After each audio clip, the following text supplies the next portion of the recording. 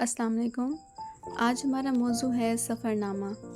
سفر عربی زبان کا لفظ ہے جس کے معنی مسافت طے کرنا، مسافت قطع کرنا وغیرہ کے ہیں۔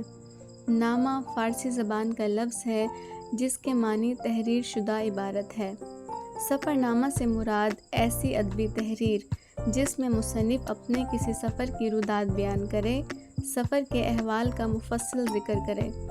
دراصل سفر نامہ ایک طرح کی روداد یا رپورٹ تاز ہے جسے آپ بیتی کی ایک شکل بھی کہہ سکتے ہیں۔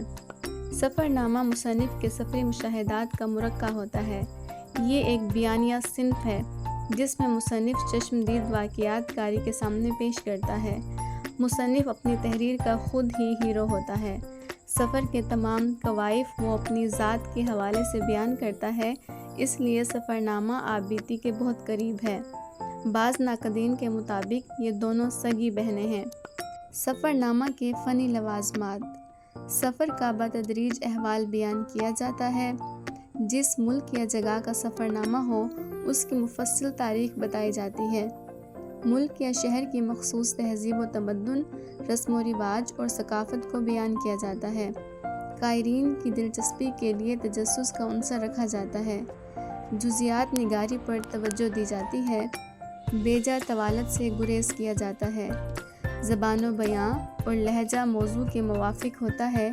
عام آدمی کی زبان کا خیال رکھا جاتا ہے۔ جملوں اور تراکیب کی ساخت عمدہ ہوتی ہے۔ جس ملک یا شہر کا سفر نامہ ہو اس کے تحسینی اور تنقیدی پہلوؤں کا جائزہ لیا جاتا ہے۔ اپنی تہذیب اور کلچر سے تقابلی موازنہ بھی کیا جا سکتا ہے۔ حالات و واقعات کے انتخاب میں سفر نامہ نگار کا طریقہ کسی حد تک معروضی ہوتا ہے۔ سیاح کا مشاہدہ تیز اور تخیل قوی ہو، یعنی صاحب بصارت کے ساتھ صاحب بصیرت بھی ہو۔ سفر نامہ نگار غیر جانبدار ہو اور اس میں محقق کی سی جستجو ہو۔ سفر ناموں کی اہم اقسام: مذہبی سفر نامے، روایتی سفر نامے، مزاحیہ سفر نامے اور محسوساتی سفر نامے۔